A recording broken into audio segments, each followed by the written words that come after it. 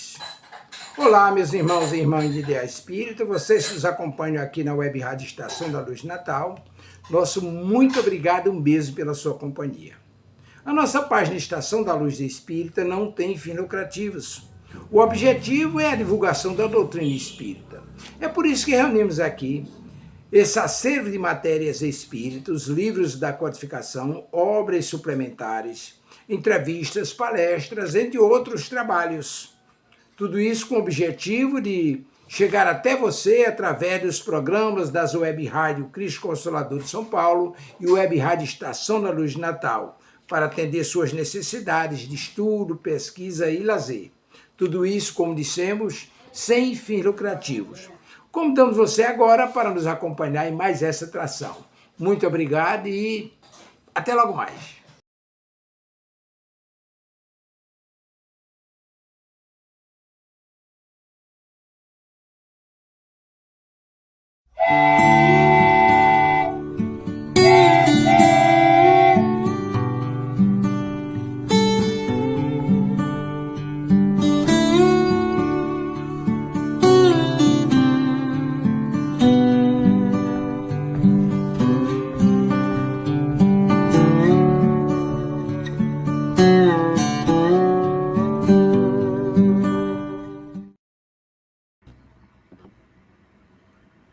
Muito boa noite, meus caros amigos da Rádio Web Estação da Luz.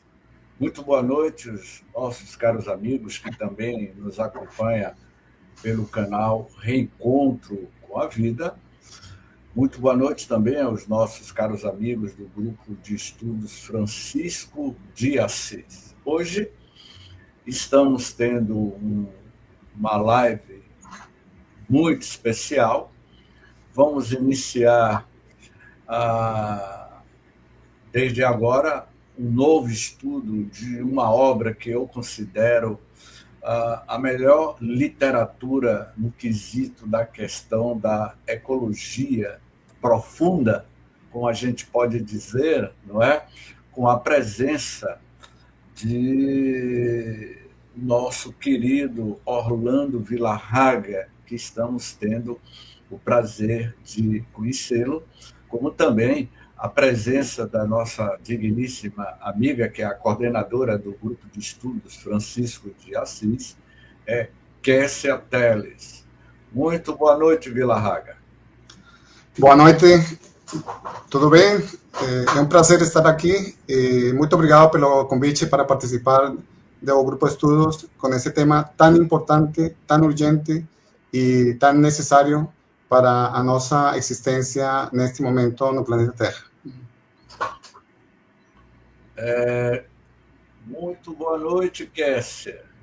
Boa noite a todos. É um prazer enorme, inenarrável estar aqui junto com essas figuras maravilhosas aí. O James está comigo lá no grupo de estudos Francisco de Assis e o Carlos Orlando Vilarraga, sempre com essa disponibilidade maravilhosa dele, como um grande escritor, autor de livros, está sempre com a gente, né? Então, assim, é um grande prazer poder trazer esse grande nome para falar com a gente a respeito do nosso futuro, do espiritismo, da ecologia, e justamente o que ele falou, como é imprescindível e necessário agora a gente falar cada dia mais a respeito. Pois bem, o livro em pauta, que vai dar início aos nossos estudos, Desenvolvimento Sustentável, o papel dos espíritas na Agenda 2030. E vamos ver quem é o autor por detrás desta grande obra. Natural de Bogotá, Colômbia, Carlos Orlando Vilarraga Benavides, ele é formado em Engenharia Química pela Universidade Nacional da Colômbia, estudioso da doutrina espírita desde a infância. Também não vou perguntar aqui a idade de Vilarraga, né? Desde a infância.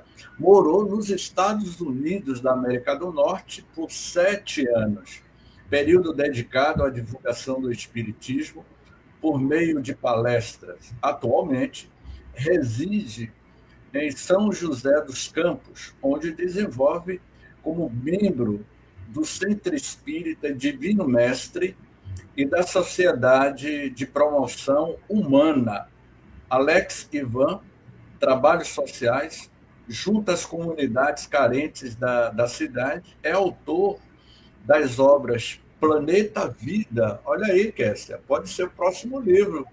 Mais uma, né? Vida, contribuição da doutrina espírita à conservação do meio ambiente físico e espiritual do planeta Terra, e Espiritismo e Desenvolvimento Sustentável, caminhos para a sustentabilidade. Este último publicado pela Federação Espírita Brasileira. Na introdução desta obra, Desenvolvimento Sustentável, Villa-Haga vai dizer o seguinte: em 2015, dos importantíssimos acordos foram assinados pelos países membros da Organização das Nações Unidas, a ONU, são acordos históricos que visam colocar a sociedade terrestre num caminho da sustentabilidade.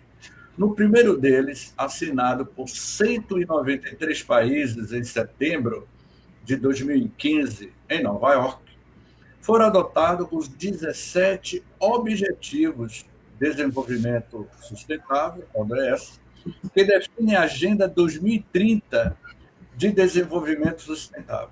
Em dezembro desse mesmo ano, foi assinado o Acordo de Paris sobre o clima por delegados de 196 países que se comprometeram a limitar o aumento da temperatura média global no teto máximo de 2 graus centígrados em relação aos níveis pré-industriais.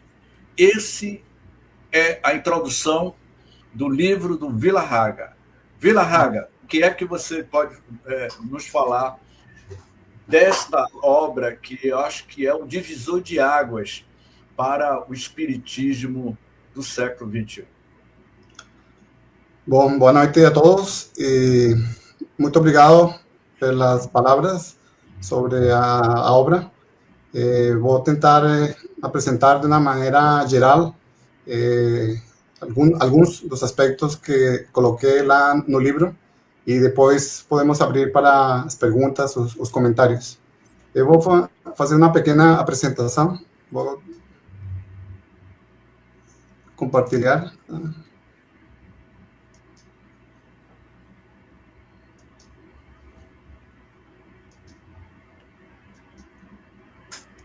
Conseguem ver? Não estamos vendo, não. Aí, agora vai está entrando. Isso. Entrou? Sim. Entrou. Sim, ok. Então, o tema do livro é Desenvolvimento Sustentável, o papel dos espíritas na Agenda 2030. E parecem que são dois temas totalmente diferentes, desenvolvimento sustentável e o papel nosso nessa agenda, que vamos tocar quais são os pontos mais importantes. Então, o desenvolvimento sustentável foi um modelo apresentado em 1977 como uma alternativa para o modelo de desenvolvimento que estava vigente na época e que continua vigente neste momento. Tem 3 pilares: o pilar da prosperidade econômica, o pilar da preservação do meio ambiente e o pilar da justiça social. O que tem a ver esse modelo de desenvolvimento sustentável com nós espíritas? E se nós estudamos em profundidade as leis morais, que é o livro 3º do Livro dos Espíritos, que trata das leis que regem o nosso relacionamento com os outros seres humanos encarnados, com os desencarnados, com os seres não humanos, as outras espécies que estão evoluindo junto conosco aqui no planeta Terra, e o nosso relacionamento com Deus. Se entendemos essas regras, que são como as regras do jogo, do que nos é permitido, onde ficam os limites para o nosso comportamento, podemos tomar uma atitude diferente em nossa conexão com o meio ambiente, na nossa conexão com o nosso próximo humano e não humano. E junto com as outras duas leis que a doutrina espírita nos ensina, da lei da reencarnação e a lei de causa e efeito, podemos entender a relação que existe entre as leis morais, os princípios da doutrina espírita, com o modelo de desenvolvimento sustentável. Como isso? As leis do progresso e do trabalho temos o sustento do ponto de vista espírita para o pilar da prosperidade econômica. As leis da conservação, da destruição, da reprodução nos dá a base ética, filosófica, para entendermos por que temos que preservar o meio ambiente. E as leis de igualdade, sociedade, liberdade, justiça, amor e caridade é o fundamento para a gente entender e lutar pela justiça social aqui em nosso planeta. Então, como vemos, as leis morais é o arcabouço ético, filosófico, para entendermos o porquê nós espíritas deveríamos estar trabalhando, deveríamos estar estudando, deveríamos estar apoiando todos os movimentos que estão nessa direção de implantar a sustentabilidade em nosso planeta e de melhorar as condições ambientais e sociais nas que estamos vivendo atualmente. E por isso, Allan Kardec, na Gênesis, já nos ensinava que o espiritismo está apto a secundar um movimento regenerador. No movimento espírita falamos muito que estamos nessa fase de transição de mundo de expiações e provas para mundo de regeneração. Nós, como espíritas, com todo esse conhecimento, temos a possibilidade de ajudar, de contribuir nessa construção do mundo de regeneração. No mundo, nós espíritas somos poucos comparados com a população mundial de mais de 8 bilhões de pessoas, mas nós temos a capacidade de ajudar a todas essas outras organizações que estão trabalhando para o progresso do planeta com essa visão da sustentabilidade. Então, essa Agenda 2030 é a agenda civilizatória mais importante em toda a história da humanidade. Trata-se de um plano com o objetivo de melhorar a prosperidade das pessoas, a preservação do planeta, a instalação da paz no mundo, mediante o trabalho em parceria de diversos setores da sociedade. E como foi mencionado, mais de 193 países concordaram em 2015 de trabalhar nessa Agenda 2030. O Brasil foi um desses países e se comprometeu a trabalhar nele. E aí foram definidos os 17 Objetivos de Desenvolvimento Sustentável, que tratam desde erradicar a pobreza, erradicar a fome, educação de qualidade, energias renováveis, combater as mudanças climáticas, melhorar as condições para a vida das outras espécies aqui na Terra, na água, a paz, a justiça e tudo isso trabalhando em parcerias.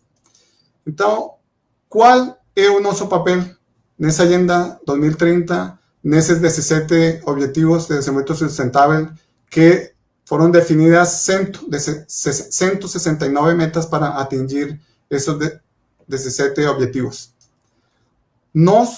O nosso papel, principalmente, sermos agentes da mudança, da implementação desses ODS dentro do entorno no qual nós nos movimentamos. Então, esse é assim, o papel principal, e vamos ver por quê. Porque através da implementação desses ODS, dessas metas, nós estamos ajudando a construir as bases do mundo de regeneração. O mundo de regeneração não vai chegar lá de cima para baixo, é algo que nós vamos ir construindo. E eu acredito muito que todos os que estamos neste momento encarnados temos como um dos nossos objetivos ajudar nessa construção dessas bases do mundo de regeneração. E para isso, nós vamos ter que mudar vários dos nossos hábitos, vários de nossos comportamentos, da forma que nós nos relacionamos com as outras pessoas, com o ambiente, dentro da sociedade. E essa mudança deve acontecer em 3 esferas. Uma, na esfera individual, em nossos hábitos, muitos deles temos enraizados de muitos anos, alguns deles trazemos de outras encarnações, e que nós temos que mudar se queremos contribuir para atingirmos esses 17 objetivos. Outra esfera que temos que trabalhar é como parte das instituições das quais nós colaboramos, começando pelo nosso lar, que é a base da sociedade. O nosso bairro, a nossa cidade, a empresa ou o lugar onde a gente trabalha, as escolas, as universidades, é uma esfera que nós temos que contribuir para diversas mudanças. E a terceira esfera é na esfera das políticas públicas. Nós podemos ter influência num determinado raio, mas na esfera das políticas públicas a influência é maior, porque a abrangência das políticas atinge uma parcela muito maior da população. Então, o trabalho é nessas 3 esferas e temos que mudar. Se estudamos os ODS, as leis morais, vemos que temos inúmeras oportunidades de contribuir nessa mudança. Então, onde está a base, ou uma das bases éticas, filosóficas, para a gente realmente nos motivarmos a agir nessa direção? Aqui falamos de uma das respostas que a espiritualidade superior deu a Allan Kardec, que colocou no livro Os Espíritos. Kardec perguntou: em que consiste a missão dos espíritos encarnados? E a espiritualidade respondeu: instruir os homens, ajudá-los a avançar e melhorar suas instituições por meios diretos e por meios materiais. Essa foi a resposta 1857. O que nós podemos entender disso no momento presente? Instruir os homens. Nós precisamos trabalhar na alfabetização ecológica espiritual. A Creuza Laje, aí da Bahia, ela fala da educação eco-espírita. Nós temos que conhecer mais como funciona a natureza, quais são as leis que regem do ponto de vista físico, as leis físicas, que Kardec falou, tem as leis físicas, as leis morais. Entendermos isso é importante para saber os nossos comportamentos, como impactam esse ambiente. E com essa visão espiritual, nesse caso, com a nossa visão espírita, e por isso precisamos estudar, aprofundar muito o estudo, especialmente do livro 3º dos livros espíritos, as leis morais. Esse é um tratado de ecologia profunda.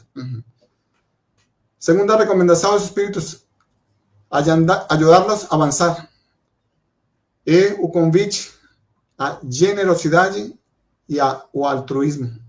O altruísmo é a prática da compaixão e estamos precisando muito praticar isso para ajudar a muitos dos nossos irmãos que estão em condições muito difíceis. E melhorar as instituições se refere a progredir, contribuir para o progresso, para o crescimento, para o fortalecimento das instituições das quais nós formamos parte, melhorando, entre outras coisas, a gestão, a infraestrutura, para ser cada dia melhores. Isso, em termos atuais, é o que é considerado o ativismo. O ativismo é a prática de sustentar ideias por meio de ações concretas, de sustentar as ideias que a doutrina espírita nos ensina para colocar em ações concretas que contribuam na mudança, na direção de uma sociedade mais justa e da preservação do ambiente. Então, esse ativismo de nós como espíritas, ativismo socioambiental com a visão espiritual, estudando a Agenda 2030, os ODS, há vários pontos que nós podemos trabalhar e que faz parte de nosso papel nesta encarnação. Primeiro, a educação moral, que junto com a educação ambiental é o que falamos da alfabetização ecológica espiritual. E isso nos serve para instruir as outras pessoas, para ajudar espalhar esse conhecimento. Também devemos trabalhar para fortalecer as nossas instituições, fortalecer o lar, fortalecer, por exemplo, o centro espírita, fortalecer as obras sociais espíritas, fortalecer as instituições, outras instituições que nós participamos, melhorar as condições da nossa cidade, do país. Todo isso nós precisamos participar mais ativamente nesse fortalecimento. Ajudar a melhorar a infraestrutura. E aqui temos uma área imensa de trabalho, de oportunidade, que a espiritualidade falou, melhorar as instituições por meios materiais. Isso faz parte da lei do progresso. Precisamos, essa parte importante do nosso papel, nessa Agenda 2030, sermos ativistas socioambientais com a visão espírita, que isso nos dá as bases filosóficas, éticas, para entender as razões por que temos que fazer isso. Também viver com simplicidade. Allan Kardec, Livros Espíritos, temos que aprender a diferença entre o necessário e o supérfluo. Isso nos vai permitir viver com mais simplicidade. E a prática de ajuda ao próximo, que é a expressão máxima do ensinamento de Jesus, de amar ao próximo. Então, tudo isso faz parte do papel nosso, como espíritas, na implementação dos 17 ODS da Agenda 2030. Por isso, no livro, eu comecei a avaliar cada um dos ODS e ver, do ponto de vista da doutrina espírita, quais eram os princípios, os fundamentos que nos permitiam entender melhor por que deveríamos colocar isso na prática. Por isso, o livro, todos os capítulos estão, basicamente, tem 4 partes. Uma que descreve o estado ou a situação social, ambiental desse ODS específico, por exemplo, erradicação da pobreza. Então, eu consultei vários dos estudos de diversas agências das Nações Unidas, do Banco Mundial, do IBGE, para dar uma ideia de em que condição, no momento que escrevi o livro, estava o planeta e o Brasil em vários desses capítulos. Uma segunda parte, em cada capítulo, fala dos princípios da doutrina espírita que estão relacionados com esse ODS, da pobreza, da fome zero. Por exemplo, com relação ao ODS 2, no Livro dos Espíritos, fala que numa sociedade organizada segundo a lei de Cristo, que é a lei de amor, ninguém deveria morrer de fome. E vemos quantas pessoas morrem todos os dias como consequência da fome, da desnutrição. Então, eu vou colocando isso. E depois, coloco uma série de sugestões sobre ações práticas que nós, como espíritas, podemos colocar na prática para contribuirmos na implementação desse ODS. E, por último, coloco uma série de questões para a discussão, para a reflexão relacionadas com esse ODS e do ponto de vista da doutrina espírita. Então, mais ou menos assim foi que estruturei a obra, indo por cada um dos ODS. Então, o que é preocupante que eso fue definido en 2015 y ya estamos en 2025, faz 10 anos. Todos os anos, a Organização das Nações Unidas publica um relatório do avanço dos Objetivos de Desenvolvimento Sustentável. Este foi o último, em 2025, em julho deste ano, e mostra que apenas 35% das metas estão no caminho certo ou apresentam progressos moderados. E se vemos, 35% também dessas metas estão estagnadas ou estão em retrocesso no mundo. Então, temos que maximizar os últimos 5 anos, porque a meta é 2030, para um compromisso mais forte e realmente avançarmos nessas metas. E aí, o relatório conclui que o ritmo de mudança até agora tem sido insuficiente, muito insuficiente, e que precisamos focar o nosso trabalho nas seguintes áreas: nos sistemas alimentares, e aqui temos muito para falar nessa área, no acesso à energias renováveis, a transformação digital, a educação, emprego e proteção social, as questões do clima, das mudanças climáticas que cada dia estão mais evidentes e estão causando mais sofrimento para muitos irmãos nossos em diversos lugares do planeta, inclusive aqui no Brasil. A questão da perda da biodiversidade. E para isso precisamos trabalhar mais num senso de cooperação internacional, mais multilateralismo, quando vemos que alguns países, alguns dos grandes líderes do mundo estão se isolando e indo em contra, no caminho inverso do que o relatório das Nações Unidas sobre o avanço dos ODS está mostrando.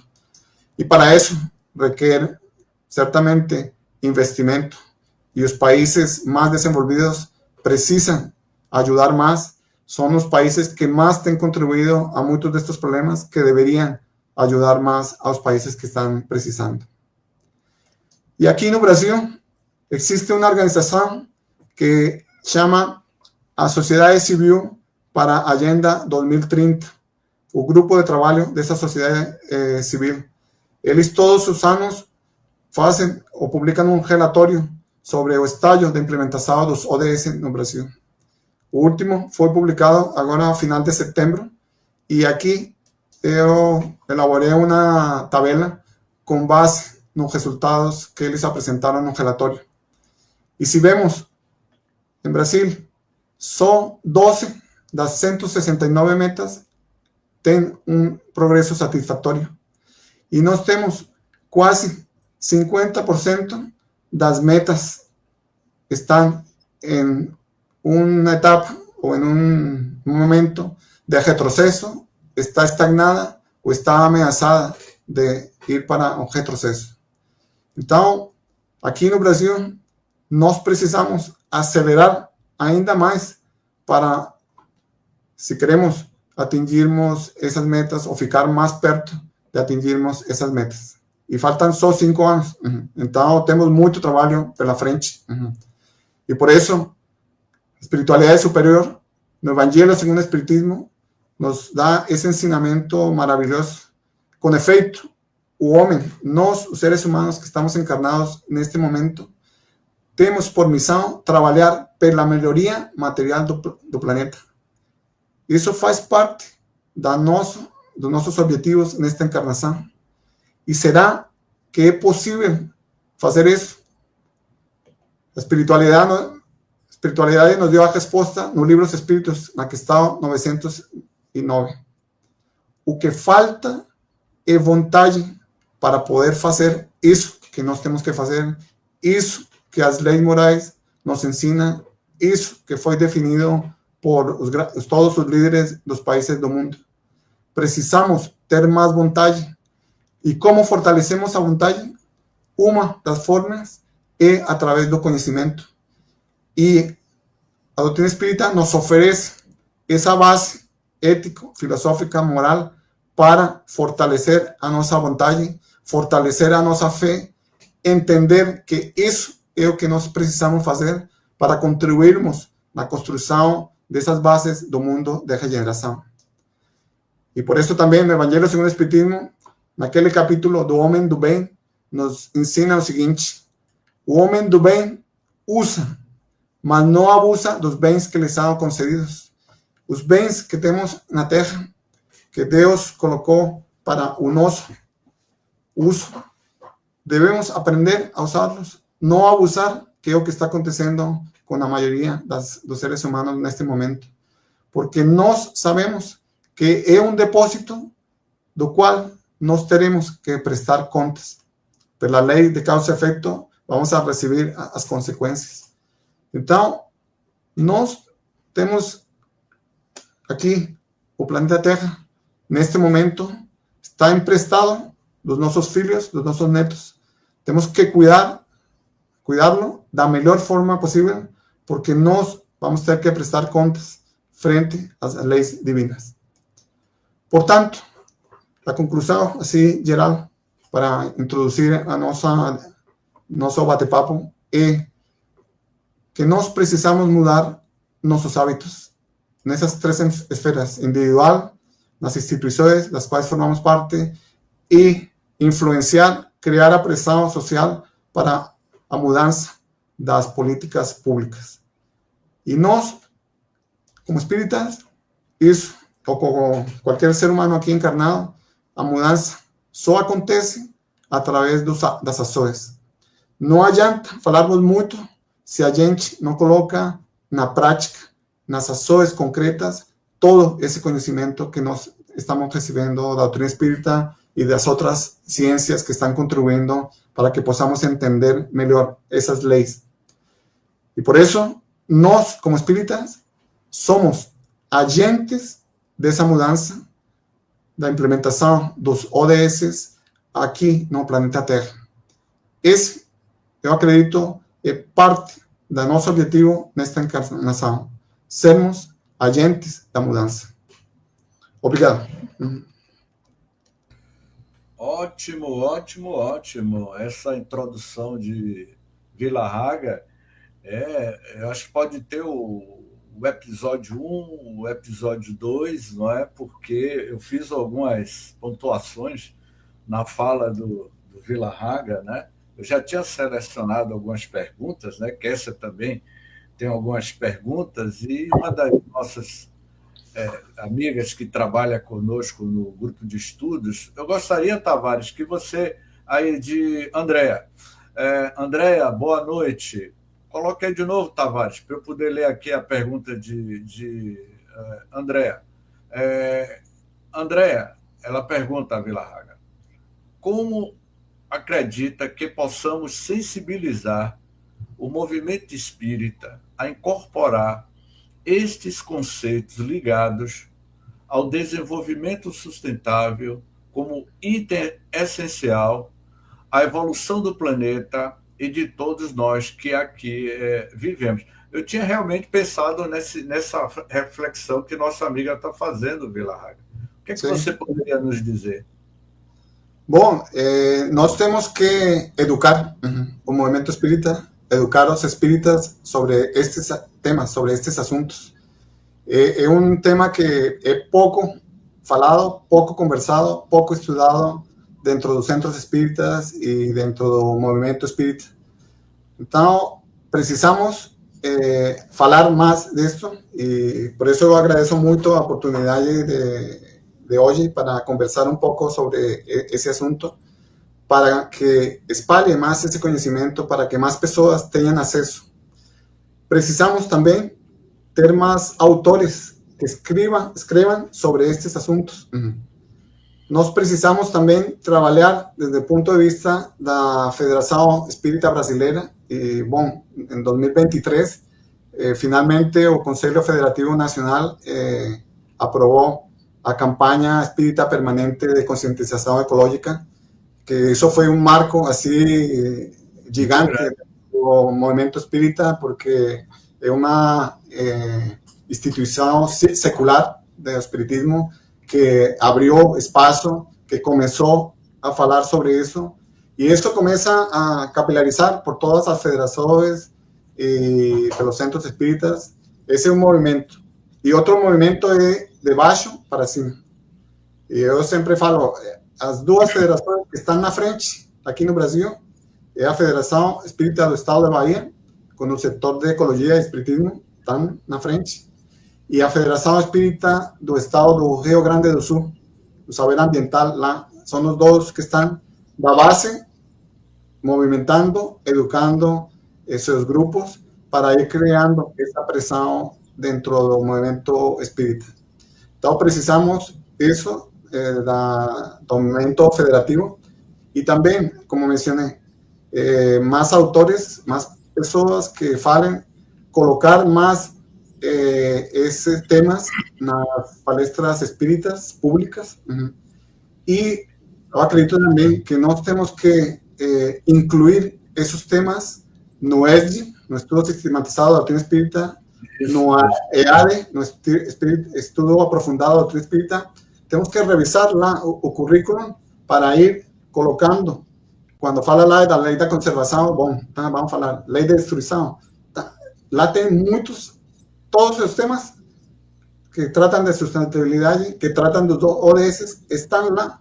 Só que não temos feito o link, a relação entre o que foi escrito lá em 1857 com o que está acontecendo no século XXI. Então, a educação é fundamental. Eu acredito que esse é o primeiro passo. O segundo passo é mostrar exemplos práticos da implementação desses ODS para o movimento espírita. E nós, por exemplo, lá eu faço parte da obra social Celo Lemos.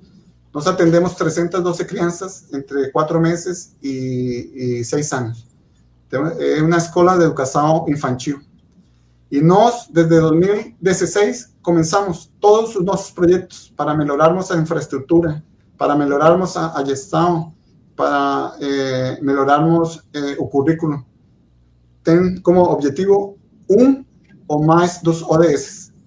Então, por exemplo, nós já instalamos energia fotovoltaica, atendendo o ODS 7.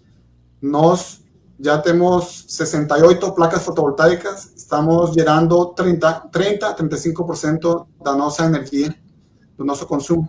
E temos um plano a 4 anos para sermos autossuficientes. E somos uma escola de educação infantil. Para atender o ODS 6, temos instalado sistemas de coleta de água de chuva. Já temos 77.000 litros de capacidade. E então, isso, nós estamos virando referência, a escola Celo Lemos, para a comunidade. A Secretaria de Educação do município de São José dos Campos, quando outra escola quer implementar algum desses projetos, falam, olha, vai lá na Celo Lemos, aprende com eles. Então, é parte do que Kardec colocou da quarta fase do espiritismo, a influência social. Nós temos que ser exemplo, as nossas instituições, exemplo para a sociedade da implementação disso. Exemplo também para o movimento espírita, mas também o nosso exemplo tem que irradiar para a sociedade. E nós, por exemplo, este ano começamos um projeto para ensinar os ODS para as crianças que estão de 3 a 6 anos, estamos ensinando de forma lúdica os ODS. Então, começa pela educação. E assim tem vários projetos que temos implementado. Começamos uma horta com 70 metros quadrados em 2015 e já temos uma horta de 3.700 metros quadrados. Fomos aumentando. Então, isso supre parte da nossa necessidade e o restante nós vendemos para o público para arrecadar fundos para a obra social. Então, isso é a aplicação do ODS 2, reduzir a fome, a segurança alimentar, isso, a agricultura sustentável. A nossa horta é agroecológica e uma parte em sistema agroflorestal. Então, educação e exemplos. Eu acredito que esse é o caminho para sensibilizar o movimento espírita e sensibilizar a sociedade nesse sentido. Ótimo, ótimo, ótimo. Vila Haga, tem muitas perguntas aqui. Eu vou formular 2 perguntas em uma só, e eu tenho certeza que Kessia também tem algumas perguntas. Mas no seu livro, dentre os objetivos de desenvolvimento sustentável, em cada capítulo, você apresenta perguntas e buscas de soluções. Dentre elas, você fez a seguinte pergunta, e eu gostaria de qual seria a resposta que você daria quando você colocou essas perguntas. Vamos lá. Como posso reduzir o meu nível de consumismo? Qual é a relação que existe entre consumismo e egoísmo? Essa é uma das perguntas que você colocou dentro dos objetivos sustentáveis. Qual é a relação que existe entre o consumismo e o egoísmo? E como é que é possível, Vila Haga, a gente reduzir o nosso nível de consumismo? Bom, o primeiro é entender a diferença entre consumo e consumismo. Consumo nós precisamos, porque enquanto estivermos encarnados, nós precisamos consumir para, por exemplo, o alimento. Nós precisamos para o nosso sustento. A roupa, a moradia, isso faz parte do consumo. O problema é o consumismo. É o exagero no consumo.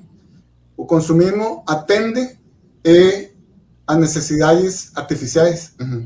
É o que Kardec falou lá nos Espíritos, o necessário e o supérfluo. O consumismo atende o supérfluo, atende a nossa vaidade, ao nosso orgulho, ao nosso desejo de parecer mais por aquilo que temos e não por aquilo que somos. Então, aí mostra que o consumismo é uma manifestação do nosso egoísmo. Nós queremos coisas e coisas, mas sem nos importar o impacto que isso causa sobre outras pessoas que estão produzindo essas coisas, como chegaram até nós, como foram feitas, se houve trabalho escravo, se está gerando emissões de gases de efeito estufa, se está desmatando. Isso eu quero consumir. Então, consumismo. Essa é a diferença. Por isso, é uma manifestação do egoísmo. Penso só em mim e não penso nos demais, tanto os outros seres humanos, como não humanos, como o ambiente, como a sociedade. Então, nós temos que refletir muito sobre esse ensinamento de Kardec. O que é necessário e o que é supérfluo. Necessário. Tem vários estudos que mostram que as necessidades básicas nossas são poucas. Os desejos são infinitos. Então, quando tentamos atender aos nossos desejos, é mais na linha do consumismo. Quando tentamos atender às nossas necessidades básicas, estamos atendendo o necessário. Ótimo. Kessia, me fale aí, Kessia, qual é a pergunta que você tem para o Vila Haga? Porque eu tenho certeza que a Kessia, ela é uma das membros do MOVE, não é? Me fale aí, Kessia, do MOVE e qual é a pergunta que você tem aí para o Vila Haga? O MOVE ele é um movimento que começou pequenininho, né? Eu ainda não estava desde o início, o nome era Movimento Vegetariano Espírita, até que foi se percebendo que era muito além do que vegetarianismo, né? E tornou-se Movimento pela Ética Animal Espírita, que inclusive estava junto com a FEB, né, na criação dessa campanha de conscientização consciente, junto com o Geraldo Campetti, maravilhoso, que abriu espaço tremendo, né? Tanto para a gente como para o setor de espiritismo e ecologia da Bahia, né?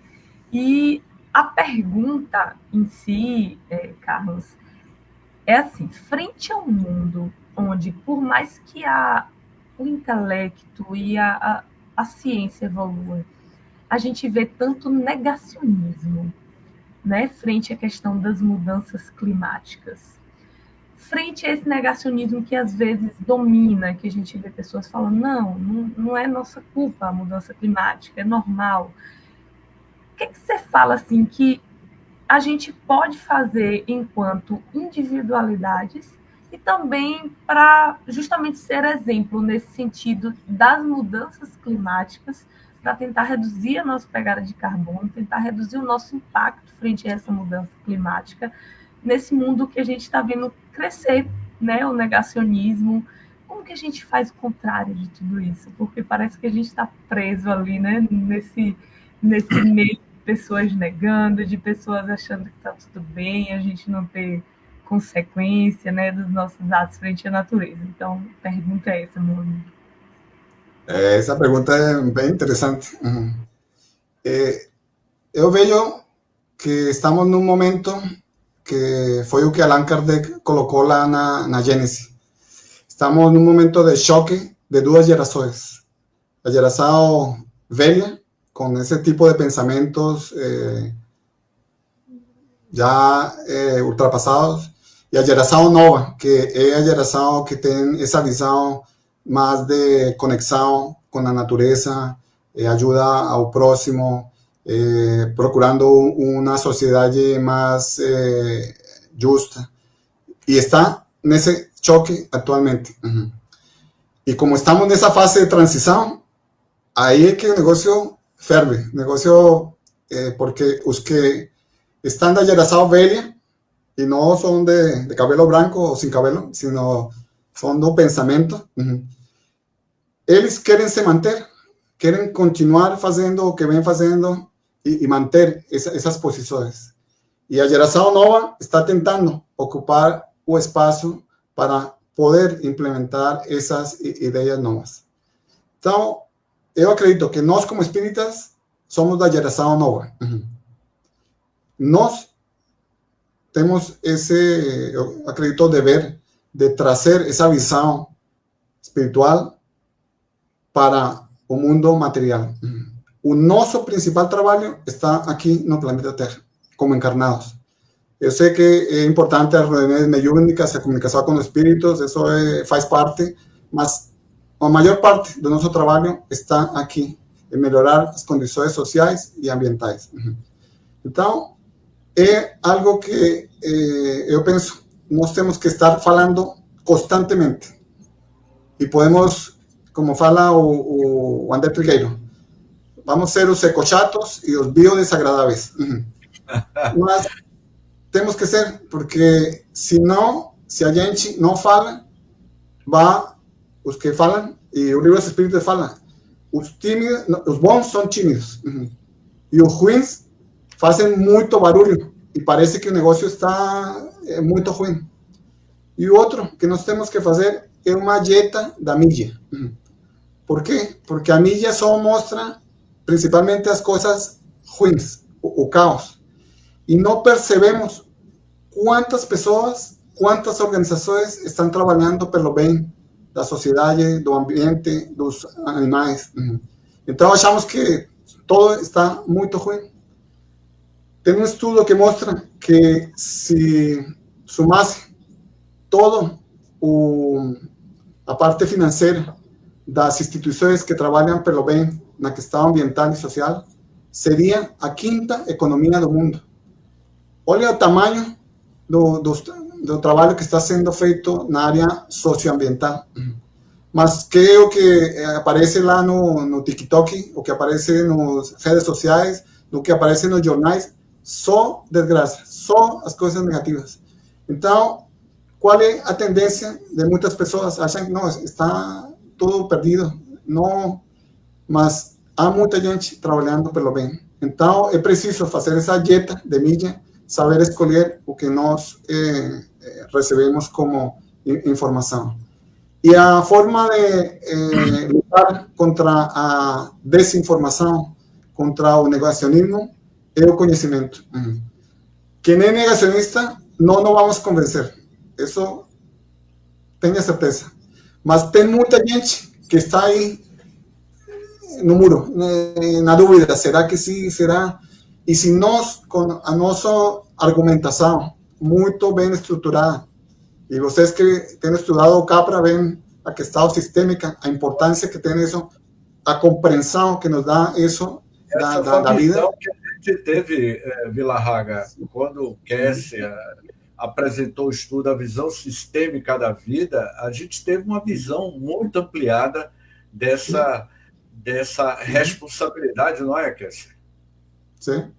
Então, esse conhecimento bem estruturado, bem apresentado, com exemplos, com isso, é o que é muito forte e vai a convencer aquelas pessoas que estão aí na dúvida.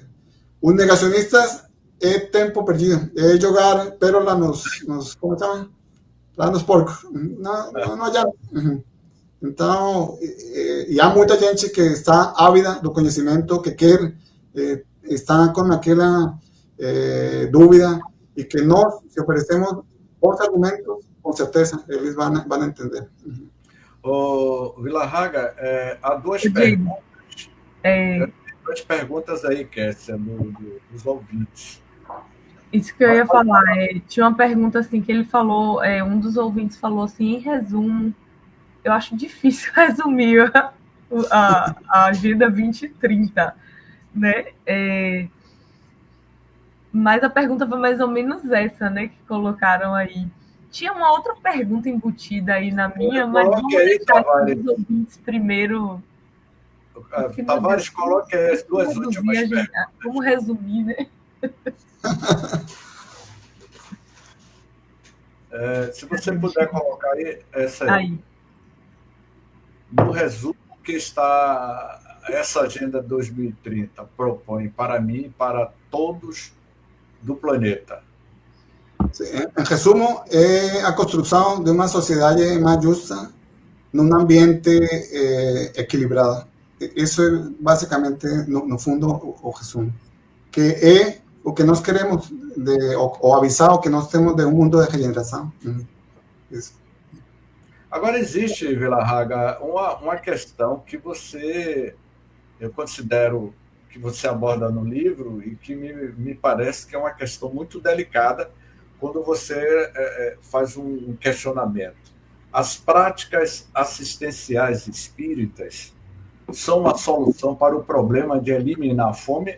Porque o assistencialismo no Brasil é muito forte, principalmente nas casas espíritas. E você faz esse questionamento. O que é que você poderia falar mais sobre essa questão do número de trabalhos, a função social da casa espírita pode acabar com a fome? Me parece que esse é o seu questionamento no livro. Sim, eu coloquei isso precisamente para a discussão, porque acredito que é um ponto neurálgico dentro do movimento espírita, através da história do espiritismo no Brasil.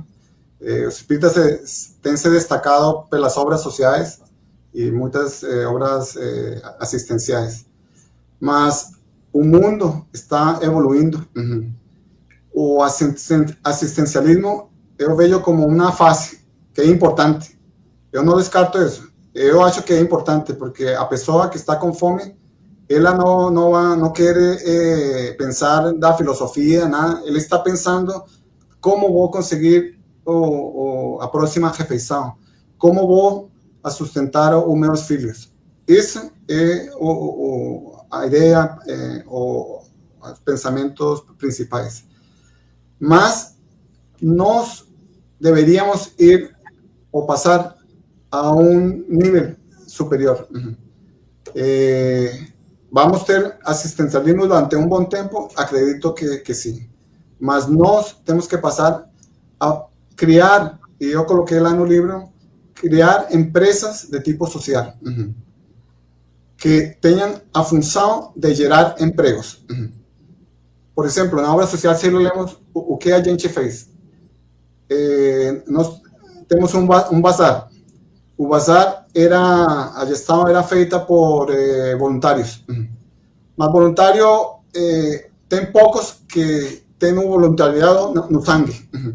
Eu llevo lá na obra social para ajudar, porque estou cansado de estar em casa. Eu vou lá para ajudar um pouquinho, mas não tenho um compromisso de que é um trabalho social, como se chama trabalho voluntário, porque tem que ter responsabilidade e tal. Aí nós decidimos, mudamos a visão. Vamos ao bazar ter funcionários. E contratamos 2 funcionários. E contratamos um meio período. Então, demos oportunidade de trabalho para 3 pessoas, que agora sustentam suas famílias com o seu próprio trabalho. Em vez de receber cesta básica toda semana ou cada 15 dias, agora, no fim do mês, recebem o seu salário. Isso aumentou a autoestima deles, melhorou o seu relacionamento lá nas famílias, estão melhor. Na horta, quando iniciamos, a ideia era que fosse autossustentável. Nós, no começo, era minha esposa e eu lá com enxada. Mas depois falamos, não, temos que contratar alguém e que a horta, o que produza, possa pagar o salário dessa pessoa. E já estamos nesse nível. Então, geramos outro emprego. Então, isso é o que eu me refiro. Nós temos que passar da fase assistencialista para uma fase de geração, de criação de emprego, para que isso aumente a autoestima das pessoas, melhora a condição. Assim é que vamos criando um mundo melhor. Esse ponto, quando falo em alguns lugares, é bem... Pois é. Mexe. Você tem mais alguma? Eu entendo. E eu não sou contra. Só que nós temos que isso, mas temos que também fazer isso. E cada vez ir mais nessa direção. Ô, Carlos, assim, a gente vê, por exemplo, você traz ideias incríveis que você tem colocado em prática, né? Aí, como a coleta da água da chuva, a questão da energia solar. É uma pergunta que estava um pouquinho misturada na minha, só que eu falo demais, acabou perdendo no meio da pergunta. Enquanto indivíduos, porque aí você está enquanto uma coletividade ali, enquanto indivíduo, eu, Kessia, James individual, Carlos individual, enquanto uma pessoa, o que a gente consegue fazer, eu sozinha, né, para diminuir esse impacto nosso no meio ambiente, diminuir nossa pegada de carbono, diminuir o nosso impacto, né, frente à mudança climática, atitudes individuais, porque a gente vê muita gente assim perdido, sabe por onde começar, como que eu começo? Será que tem impacto eu sozinho? Então a pergunta é essa também. Muito boa essa pergunta e me dá a oportunidade de falar 3 comportamentos ou 3 áreas que nós, na nossa ação individual, podemos ter um impacto. Alimentação. E você que sabe muito bem, melhor que eu. Alimentação. Aqui, por exemplo, no Brasil, alimentação carnívora. O pessoal come carne muito. Tem as razões sociais, tem as razões históricas, da questão de que você comer carne elevou seu status dentro da sociedade. Só que a questão da criação de gado é o maior vetor de desmatamento aqui no Brasil. Abrir espaço lá na floresta para pasto, para cultivo soja, milho, para produzir ração, para alimentar os bois e depois as pessoas consumirem carne. Então, algo que pode fazer para mudar e que tem um impacto grande é reduzir a sua dieta de carne. E não estou falando, olha, eliminar, porque cada um tem a sua velocidade, cada um tem seu ritmo, mas se se alimenta 7 dias por semana com carne, bom, bate para 6 ou para 5, e aí vai reduzindo. E o impacto ambiental é muito grande. As maiores emissões aqui no Brasil são consequência da atividade agropecuária, pelo desmatamento e pela criação dos bois. E tem mais bois que seres humanos aqui no Brasil. Então, esse é o impacto ambiental. os alimentos, continuamos com os alimentos. Muitos dos alimentos que nós consumimos estão cheios de agrotóxicos, por as monoculturas. Então, o que você pode fazer como indivíduo? Procurar os agricultores locais de agricultura agroecológica, que não utilizam nenhum tipo de agrotóxicos ni fertilizantes químicos. Por eso nos iniciamos a Horta lá na obra social con ese objetivo de oferecer uma possibilidade diferente de alimentação para as pessoas. Então, na alimentação, é uma questão individual que nós podemos ter um impacto muito grande. Outra ação individual é os produtos de higiene pessoal que a gente utiliza. Se você lê o rótulo, eu sou formado em engenharia química e eu vejo o rótulo de muitos desses produtos e me arrepia de que a pessoa utilize isso todos os dias sobre a pele, que é o maior órgão que nós temos no corpo humano. E muitos desses nós estamos absorvendo através da pele. Então tem parabenos, tem muitos conservantes, e muitos são disruptores endócrinos que afetam a nossa saúde. Então, aprender a ler os rótulos e saber o impacto que essas moléculas que colocam lá, esses elementos químicos, têm sobre a saúde. Então, mudar. Não usar mais o desodorante com isso. Você pode aprender a fazer seus próprios produtos de higiene pessoal. Aqui em casa, por exemplo, com minha esposa, nós fazemos o nosso desodorante, nós fazemos os nossos sabonetes com manteigas naturais, manteiga karité, manteiga de cacau, manteiga de murumuru, e assim, por isso, todos questões naturais. Fazemos o shampoo de minha esposa, o condicionador sólido, porque o líquido você compra e está 80% de água, transportando água por todo o Brasil, andando, gerando mais emissões de efeito estufa. Então, os produtos de higiene pessoal é algo que você pode tomar a decisão de fazer os seus próprios ou comprar de empresas que utilizam mais matérias-primas naturais. E uma terceira área... Embalagem, né, Carlos? Diminui a quantidade de plástico também, né? Sim. Nossa, quantidade de embalagem. E a terceira área é a roupa que a gente utiliza. A indústria da roupa é a segunda indústria mais poluente do mundo. E as empresas como o fast fashion e com o Shopee e todas as empresas que produzem em quantidades enormes a roupa que não vendem, o que acontece? Estão mandando para o deserto de Atacama montanhas de roupa. E 70% das roupas são feitas de fibras sintéticas, feitas a partir do petróleo, que se vão degradando e que vão causando poluição. E muitas dessas, quando estamos usando, nos vão afetando a nossa saúde. Então, 3 áreas que a nível individual podemos fazer uma diferença: na alimentação, nos produtos de higiene pessoal e na roupa.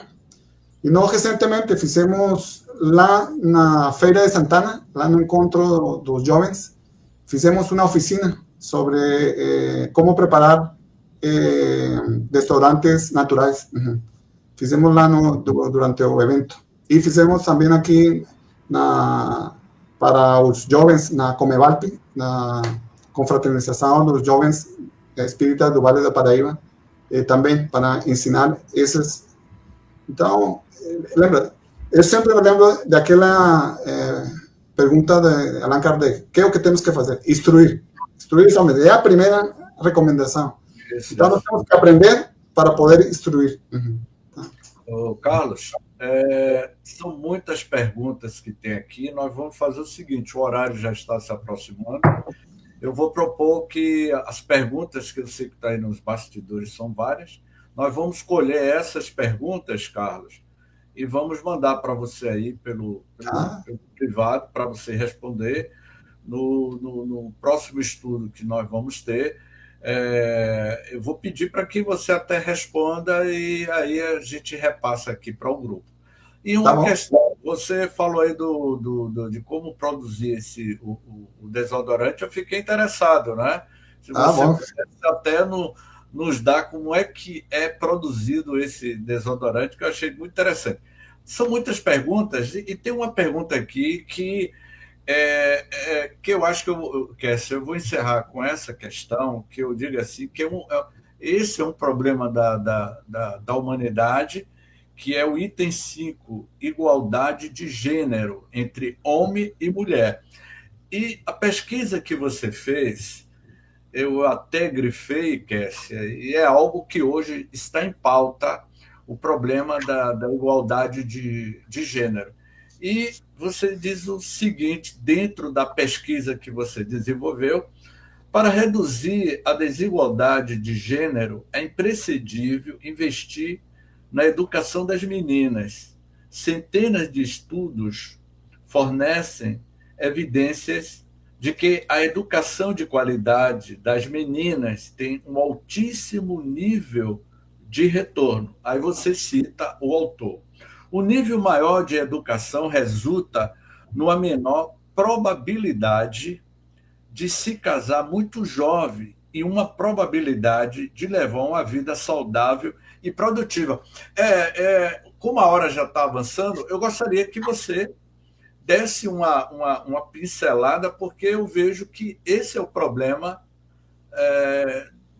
de natureza humana, a relação humana do homem e a mulher. Por que a mulher sempre é mais desvalorizada?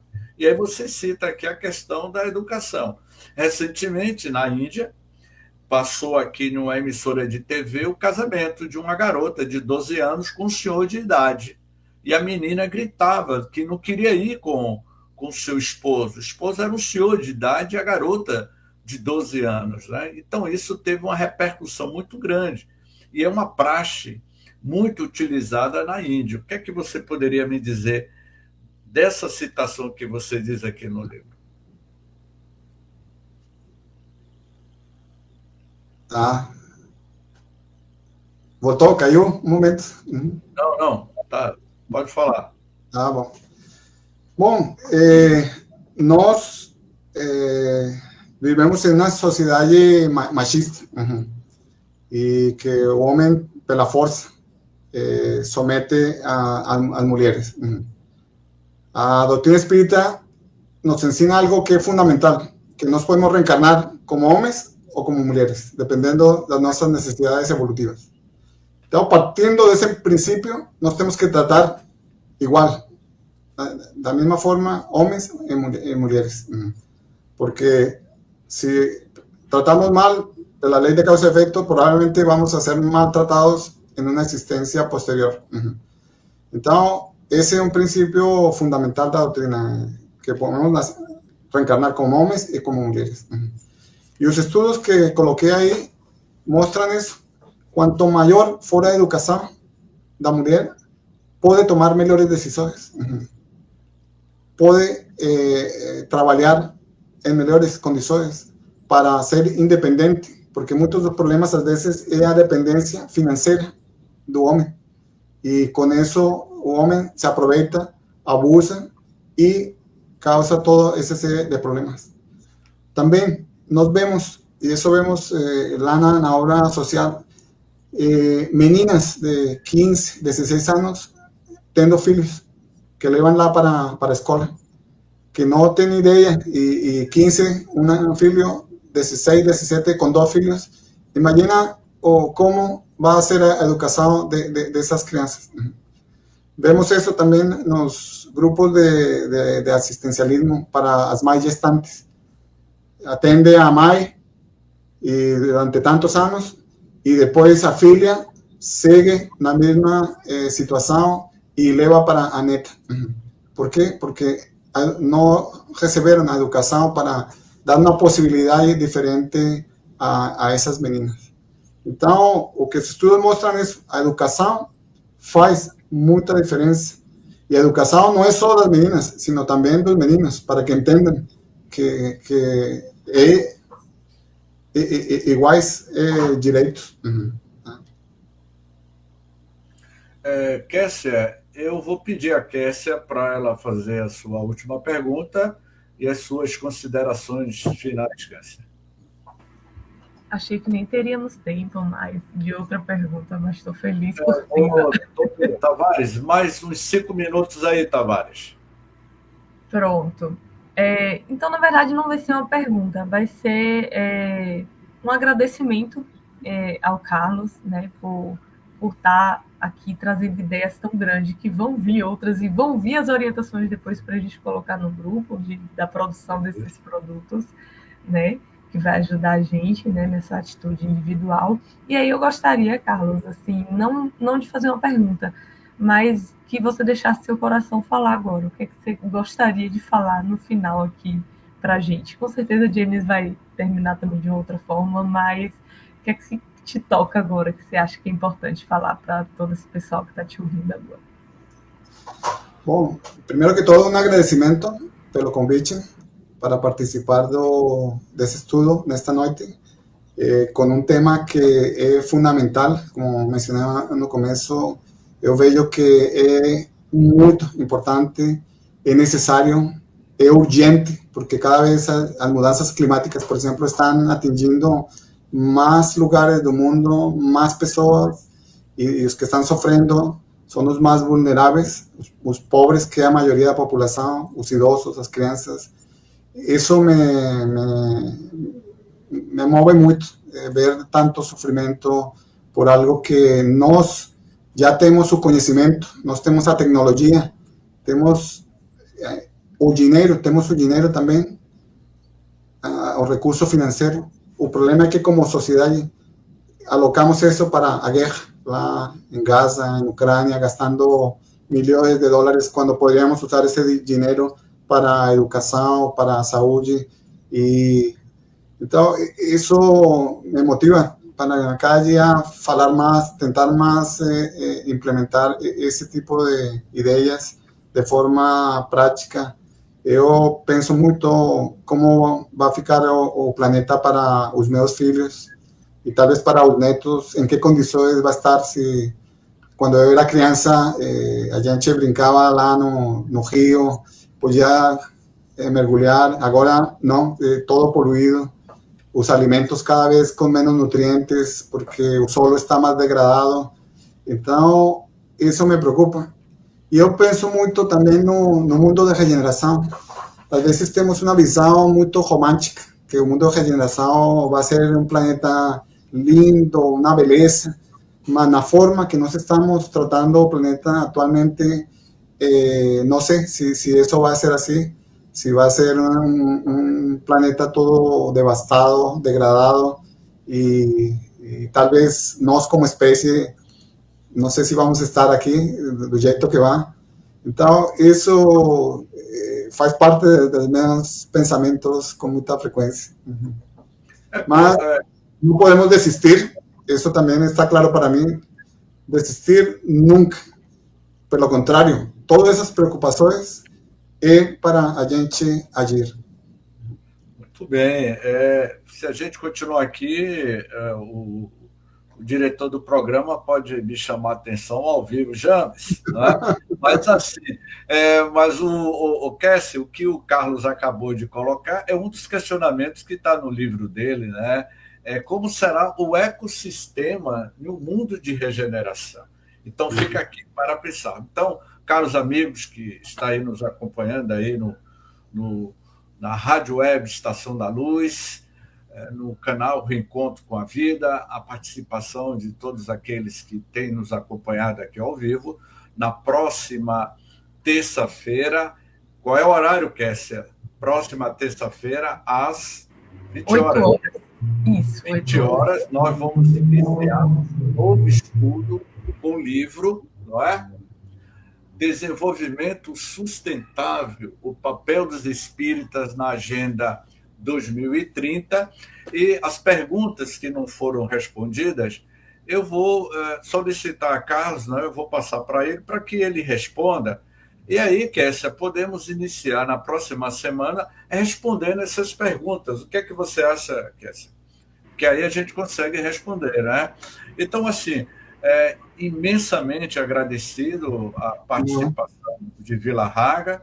Eu tenho certeza que nós estamos aqui estreitando laços, né? Já são 5 anos, né, Kessia, que a gente está com o grupo do estudo Francisco de Assis, e eu tenho certeza que nós vamos convidar, sim, Vila Raga, para que você participe conosco, nos dê como diz aqui na linguagem do baianês, botar mais pimenta nesse trabalho, não é? Como foi mesmo ontem, Kessia, que você falou do filme do Caramelo, que no final tem o que mesmo, Kessia? O que? Vamos caramelizar o mundo? Vamos caramelizar o mundo, né? Baseado no filme que está no Netflix, que Kessia ontem participou de um programa. Então, vamos caramelizar o mundo, vamos unificar o mundo, né? Então, meus queridos amigos, eu, mais uma vez, imensamente agradecido aí pela presença do Vila Raga, que eu tenho certeza que nós vamos estreitar laços, né? Estamos agora nas vésperas do Congresso Espírita do Estado da Bahia, que se iniciará agora na próxima sexta-feira. Eu estarei lá junto com a grande equipe na distribuidora do livro, né? A gente vai estar com a livraria, a Federação Espírita vai estar com a livraria. Esse livro aqui eu adquiri na distribuidora da Federação Espírita do Estado da Bahia, recomendo a todos vocês, e alguns de vocês daqui de Salvador, do interior, que vão participar do Congresso Espírita, me procure para que a gente possa indicar o livro, e todos vocês estão convidados para participarmos do estudo do Francisco de Assis, que foi o maior ecologista da história da humanidade. E ainda com detalhe, a visão de Francisco de Assis era uma visão de uma ecologia profunda e não de uma ecologia rasa, como disse Joe Capra, né? Então, imensamente agradecido a Carlos. Mais alguma coisa, Carlos? Não, muito obrigado por tudo. Muito obrigado a Kessia, a todos que participaram, obrigado a Tavares. Tavares, me manda depois aí as perguntas, porque eu vou, como introdução, na próxima semana, nós vamos utilizar essas perguntas para discutirmos sobre esse tema que é muito profundo. Um forte abraço a todos, gratidão e até a próxima semana.